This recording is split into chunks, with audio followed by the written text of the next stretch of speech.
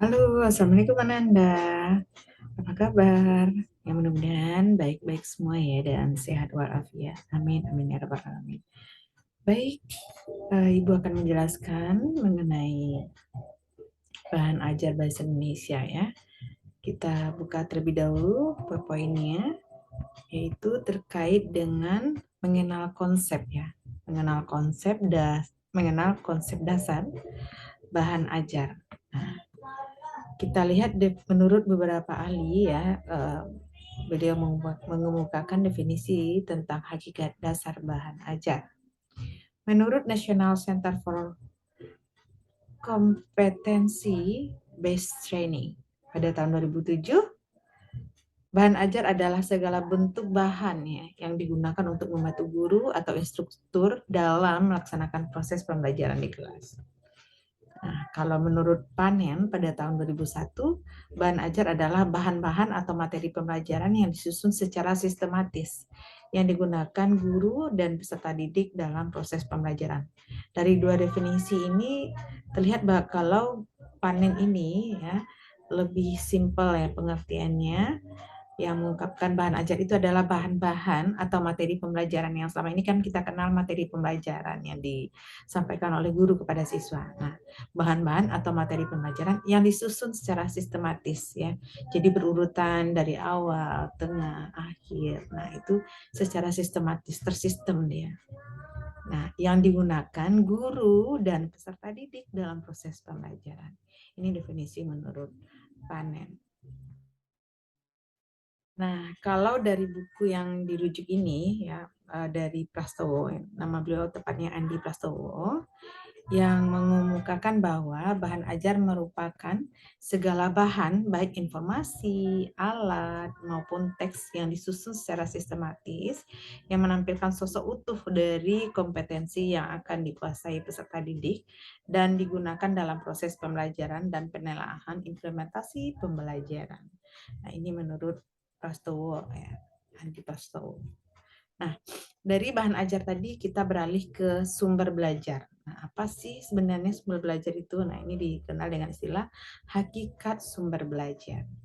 Nah, menurut Sujana dan Rifai pada tahun 1989 halaman 77, sumber belajar adalah segala daya yang dapat dimanfaatkan guna memberi kemudahan kepada seseorang dalam belajarnya. Jadi segala daya yang dapat dimanfaatkan guna memberi kemudahan kepada seseorang dalam belajarnya. Sedangkan menurut Anita, pada tahun 2008, sumber belajar adalah segala sesuatu yang dapat digunakan untuk memfasilitasi kegiatan belajar. Nah, ini sering juga kita dengar istilahnya bahwa guru itu adalah sebagai fasilitator, ya, yang memberikan fasilitas, yang menyediakan segala daya, nah, segala sumber belajar, ya. Kan di sini disampaikan menurut Anita tadi, sumber belajar adalah segala sesuatu yang dapat digunakan untuk memfasilitasi kegiatan belajar. Nah, nanti akan kita bahas lebih lanjut seperti apa saja sumber-sumber belajar ini, contohnya apa saja. Nah, seperti itu. Sedangkan menurut Yusuf ya pada tahun 2010 halaman 250, sumber belajar adalah segala jenis media, benda, data, fakta, ide, orang, dan lain-lain yang mempermudah terjadinya proses belajar. Nah, itu menurut Yusuf. Jadi lebih rinci ya, maksudnya lebih banyak contoh-contohnya. Ya. Dia mengatakan bahwa sumber belajar adalah segala jenis media. Kita bayangkan media, ada media visual, ada media audiovisual, media, benda bisa jadi ini juga benda ya, remote AC, nah, benda, data dah pasti kebayang ya, ada berupa tabel, ada data statistik dan segala macam, fakta, kemudian kejadian yang benar-benar terjadi, ide pun bisa dikatakan sebagai sumber belajar, idenya dari teman Anda barangkali, kemudian adanya ide dari orang tua, nah ide ya,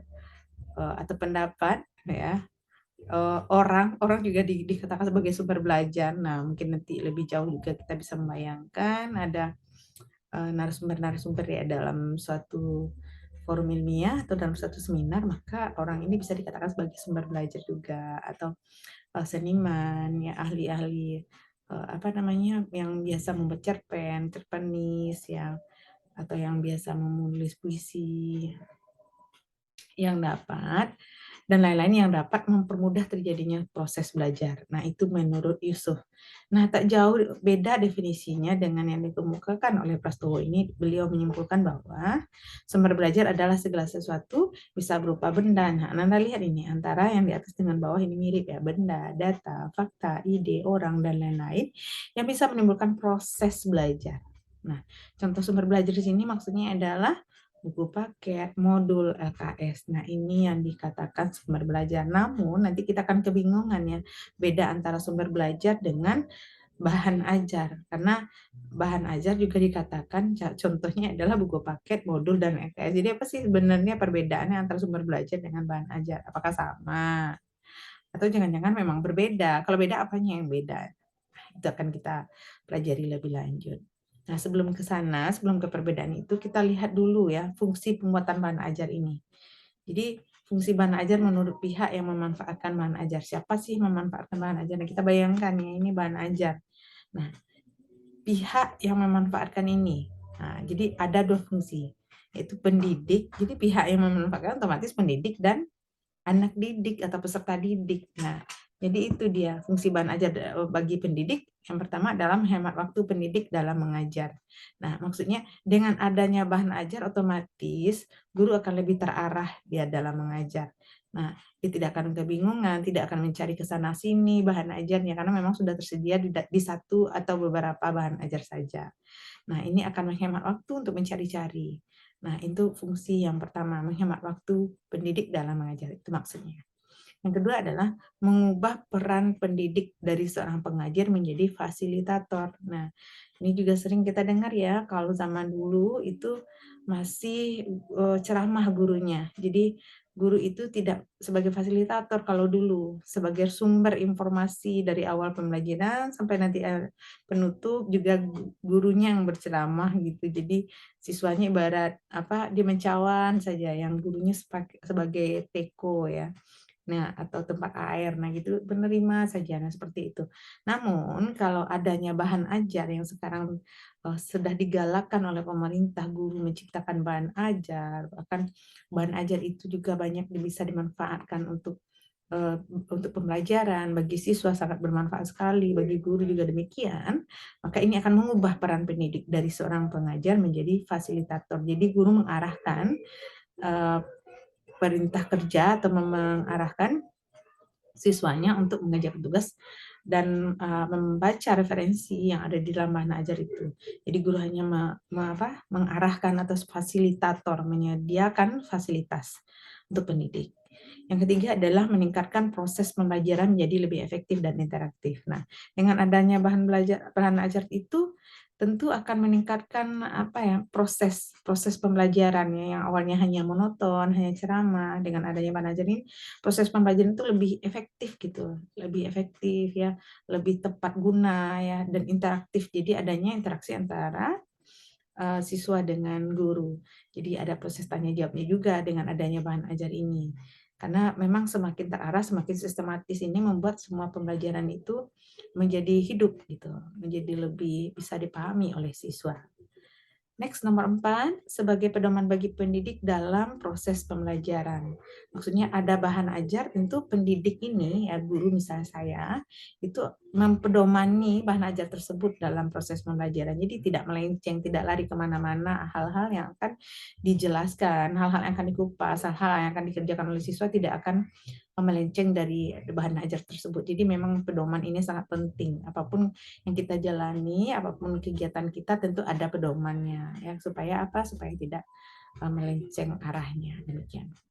Yang kelima sebagai alat evaluasi, jadi dari bahan ajar itu juga sebagai alat untuk menilai, mengukur apakah pembelajaran ini sudah tercapai dengan baik, apakah sudah dipahami oleh siswa dengan baik. Nah, itu dia. Jadi fungsi bahan ajar menurut pendidik. Bagi pendidik maksud saya. Nah, selanjutnya ada lagi fungsi bahan ajar bagi peserta didik ya, dapat belajar tanpa harus ada pendidik atau teman ya, atau peserta didik yang lain. Jadi mereka bisa belajar secara mandiri. Misalnya kita tinggalkan atau kita ada keperluan ya selaku pendidik atau apa ya mereka belajar sendiri, mereka udah dipinjamkan atau udah punya sendiri, udah beli sendiri bahan ajar ini. Mereka sudah bisa belajar terlebih dahulu sebelum diajarkan oleh guru tersebut besok.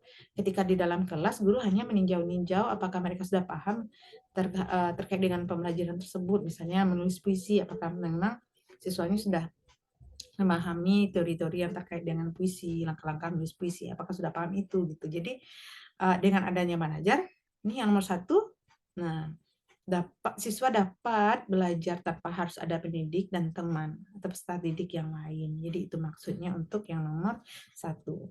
Yang kedua, dapat belajar kapan saja dan di mana saja. Nah, ini semakin memperkuat bahwa dengan adanya bahan ajar ini, mereka punya buku itu, bahan ajar tersebut di rumah, mereka bisa belajar kapan saja, mau malam, siang, pagi, sore. Nah, itu bisa kapan saja gitu. Apakah setelah pulang sekolah atau sebelum pergi berangkat ke sekolah sambil menunggu adiknya misalnya, atau di mana saja gitu, misalnya di taman. Jadi mereka punya bahan ajar sendiri.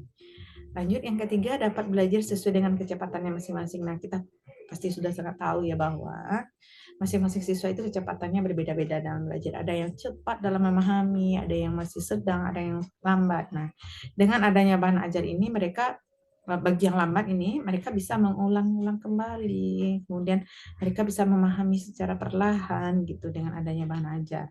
Nah, berbeda kalau misalnya guru mengajar secara klasikal gitu ya. Nah, nanti ketika guru menjelaskan bagi yang cepat pemahamannya ya misalnya si A ya cepat pemahamannya, si A tersebutlah yang paling paham gitu. Tapi kalau siswa B masih kurang paham atau siswa C sangat tidak paham. Nah, ini kecepatannya berbeda-beda setiap anak. Tapi dengan adanya bahan ajar ini bisa belajar kapan saja dan mana saja, tentu mereka bisa di rumah bisa mengatur kecepatannya masing-masing gitu. Jadi mereka bisa semakin memahami materi tersebut.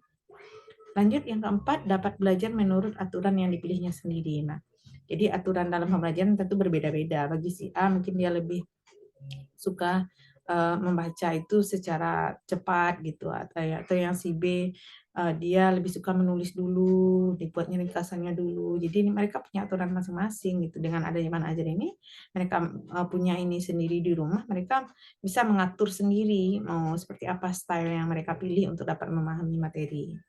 Yang kelima, membantu potensi peserta didik untuk menjadi pelajar atau mahasiswa yang mandiri. Nah, otomatis ya, dengan adanya bahan ajar tersebut, mereka bisa belajar secara otodidak, ya mereka tahu potensi mereka sendiri sebagai pelajar atau mahasiswa yang memang bisa belajar tanpa ada bantuan dari orang lain gitu. Toh nanti walaupun nanti mereka akan diperkuat oleh gurunya di kelas setelah tatap muka, namun mereka lebih dahulu menggali potensi mereka secara mandiri. Ini maksud nomor 5. Nomor 6, sebagai pedoman yang akan mengarahkan pada aktivitas dalam proses pembelajaran. Nah, mereka juga mempedomani bahan ajar tadi sama dengan guru bahan ajar tadi supaya tidak melenceng kemana-mana untuk menjelaskan materi. Begitu juga oleh siswa, mereka memiliki buku bahan ajar yang mereka pedomani. Mereka udah tahu nih, sehari ini saya memahami apa, supaya tidak melenceng juga kemana-mana dia pemahamannya. Hari ini saya mengerjakan tugas apa, nah besok kira-kira apa lagi materinya. Jadi dari bahan ajar tersebut mereka sudah bisa mempedomani dan ini akan mengarahkan mereka pada aktivitas dalam proses pembelajaran. Nah, demikian sebentar. Baik, kita lanjut ya ke slide yang ke-11, tujuan pembuatan bahan ajar. Nah, saya slideshow terlebih dahulu. Yang pertama yaitu tujuannya membantu peserta didik dalam mempelajari sesuatu. Seperti yang telah saya jelaskan tadi, dengan adanya bahan ajar tersebut tentu ini akan membantu peserta didik. Ini tujuan pembuatan bahan ajar. Jadi kita sebagai guru, apa sih tujuannya kita membuat bahan ajar? Karena pengalaman sebelumnya ya, tanpa adanya bahan ajar ini kita suruh mereka mencari saja sendiri, mereka akan kesulitan mencari referensi tersebut, akan ada kendala ya, dan bahkan nanti mereka cenderung mengkopas tugas-tugas dari temannya. Gitu. Jadi dengan adanya bahan ajar ini mereka bisa belajar sendiri, membantu mereka dalam mempelajari sesuatu lebih seragam gitu sumbernya dan mereka lebih terbantu ya karena mungkin banyak juga tugas-tugas dengan mata kuliah yang lain. Dengan kita sediakan bahan ajar ini akan membantu dalam mempelajari sesuatu. Selanjutnya, menyediakan berbagai jenis bahan ajar mencegah timbulnya rasa bosan pada peserta didik. Nah, kita suruh-suruh saja walaupun zaman udah canggih, sekarang mereka sudah cari-cari internet bahannya, namun mungkin ini akan membuat mereka jenuh ketika apa yang mereka cari tidak mereka dapatkan gitu. Jadi dengan adanya bahan ajar ini akan menyediakan bahan ajar dan mereka akan tidak bosan gitu, akan senang ya, akan tertarik karena apalagi bahan ajar yang kita sediakan itu memang membuat mereka itu betah untuk membacanya karena tampilannya menarik, kemudian isinya juga menarik, covernya semuanya menarik ya. Kita buat lebih bervariasi dan ini yang membedakannya dengan bahan-bahan ajar yang lainnya. Lanjut yang ketiga, memudahkan peserta didik dalam melaksanakan pembelajaran. Ini sudah sama dengan yang tadi, jadi dengan adanya bahan ajar itu, mereka bisa belajar secara mandiri yang tadi. Yang keempat, agar kegiatan pembelajaran lebih menarik. Nah, mereka lebih interaktif, lebih semangat ya dalam mempelajari sesuatu dengan adanya bahan ajar yang telah disediakan. Manfaat pembuatan bahan ajar langsung saja ya bagi pendidik ini selain dapat membantu pelaksanaan pembelajaran, dapat diajukan sebagai karya yang dinilai untuk menambah angka kredit pendidik guna keperluan kenaikan pangkat. Nah, jadi nanti kalau udah jadi guru, kemudian sudah ada pangkatnya, untuk naik ke pangkat berikutnya tentu dengan menerbitkan bahan ajar ini.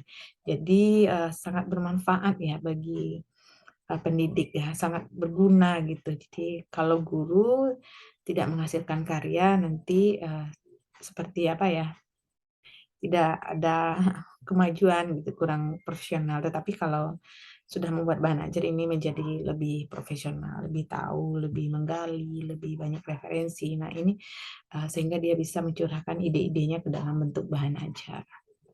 Yang berikutnya, C, menambah penghasilan bagi pendidik jika hasil karyanya diterbitkan. Jadi setelah adanya buku ajar bahan ajar tadi, lalu nanti bekerja sama dengan penerbit, pihak penerbit lalu menguraikan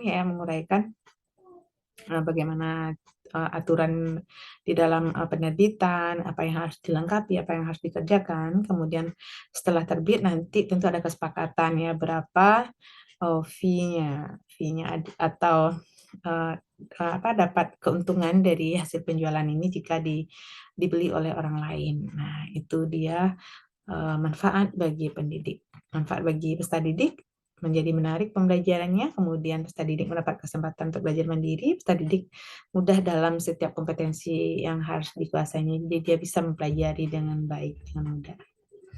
Unsur bahan ajar yang perlu dipahami, yang pertama adalah petunjuk belajar, meliputi petunjuk bagi pendidik maupun peserta didik. Jadi dalam bahan ajar tersebut nanti ada petunjuk umum, petunjuk khusus. Nah, jadi apa-apa saja yang harus dilakukan ketika memahami bahan ajar tersebut. Jadi ada petunjuk-petunjuknya supaya lebih terarah. Yang kedua, kompetensi yang akan dicapai oleh siswanya. Misalnya KD-nya apa, sekarang kompetensi dasarnya, apakah menulis puisi, menulis cerpen, atau membacakan puisi, membacakan cerpen, atau teks-teks yang lainnya. Nah, jadi itu harus dicantumkan, yang harus dipahami yang terdapat pada bahan ajar. Berikutnya, informasi pendukung berupa informasi tambahan yang melengkapi bahan ajar tersebut. Nah, adanya informasi tambahan biasanya disebutkan sebelah-sebelah kanannya, itu apa saja informasi-informasi tambahan yang harus diketahui oleh pembaca. Yang keempat, adanya latihan-latihan merupakan suatu bentuk tugas untuk melatih kemampuan peserta didik setelah pembelajaran. Misalnya, ada teks, kemudian ada disuruh siswa berlatih untuk membuat teks puisi tersebut, ya. Sehingga dia bisa menulis puisi seperti contoh yang telah diberikan. Yang kelima, petunjuk kerja atau lembar kerja yang berisi sejumlah langkah cara pelaksanaan aktivitas atau kegiatan tertentu. Nah, apakah nanti ada diskusi, kemudian ada petunjuk-petunjuk kerjanya, apa yang harus dilakukan, lembar kerjanya ada kertas yang disediakan yang berupa lampiran atau yang terdapat di dalam bahan ajar tersebut yang nantinya akan diisi oleh siswa. Yang keenam, evaluasi merupakan salah satu bagian dari proses penilaian. Nah, maka di dalam bahan ajar tersebut juga ada evaluasinya, ada tesnya ya, untuk melihat apakah siswa memahami materi yang telah disampaikan. Baik, kita masuk ke perbedaan sumber belajar ya dengan bahan ajar. Sebentar ya, kita share lagi. Ini dia. Ada 3 perbedaan ya, Ananda. Antara sumber belajar dan bahan ajar, yang pertama yaitu sumber belajar adalah bahan mentah. Ibaratnya saya suka menganalogikan seperti itu. Sumber belajar itu bahan mentah untuk penyusunan bahan ajar. Kalau kita masak, nah itu bahan mentahnya ada cabai, bawang, tomat. Nah, ini bahan-bahan mentahnya. Sedangkan bahan ajar adalah bahan jadi. Nah, misalnya kita mau masak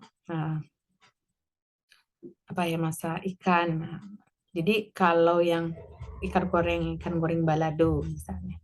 Nah, kalau yang bahan mentah itu masih mentah, dia belum diolah ya. Sedangkan bahan ajar adalah bahan jadi yang merupakan hasil ramuan dari bahan-bahan yang diperoleh dari sumber belajar tadi yang siap disajikan ke peserta didik. Nah, itu dia analoginya ya. Jadi lebih terarah, lebih tersusun ya untuk bahan ajar ini. Jadi dia sudah diolah sedemikian rupa oleh pendidik, oleh yang menyusun buku bahan ajar tersebut, sedangkan sumber belajar dia baru berupa bahan-bahan mentah aja, dari referensinya dari internet, ada yang dari buku, dari media cetak, koran dan lain segala macam. Nah, itu dia. Perbedaan yang kedua, sebentar, ternyata tidak bisa next dia. Kita lanjut untuk perbedaan yang kedua. Masih belum ya.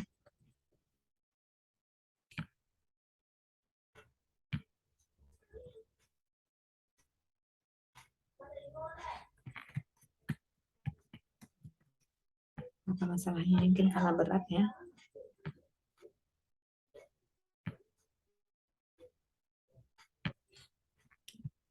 Kita kan udah masuk ke perbedaan dari sumber belajar dan bahan ajar yang poin keduanya. Nah, kita coba share lagi.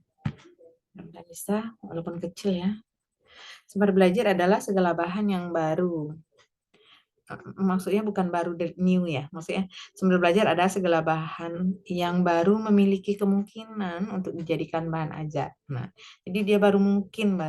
Sedangkan bahan ajar adalah bahan yang sudah secara aktual dirancang secara sadar dan sistematis untuk mencapai kompetensi peserta didik secara utuh dalam kegiatan pembelajaran. Jadi kalau kita analogikan lagi, sumber belajar itu sudah bisa dijadikan bahan ajar, tetapi bahan ajar nggak bisa dijadikan sumber belajar gitu. Maksudnya masih mentah. Jadi dari mentah bisa dimatangkan, diolah sehingga dia menjadi matang gitu. Kalau bahan ajar ini dia sudah matang, nggak mungkin lagi dimentahkan lagi. Nah, begitu analoginya. Jadi sejak kalau kita bikin panahnya itu dia panahnya ke kanan aja, sumber belajar panah kanan ke bahan ajar. Sumber belajar bisa dijadikan bahan ajar, tapi dari bahan ajar nggak bisa dijadikan sumber belajar gitu. Yang terakhir, semua buku atau program audio ya kita bayangkannya. Ini misalnya buku, kemudian ada audio gitu. Jadi video juga ya, komputer yang berisi materi pembelajaran yang dengan sengaja dirancang secara sistematis. Walaupun dijual di pasaran bebas, maka bahan-bahan tersebut dinamakan dengan bahan ajar.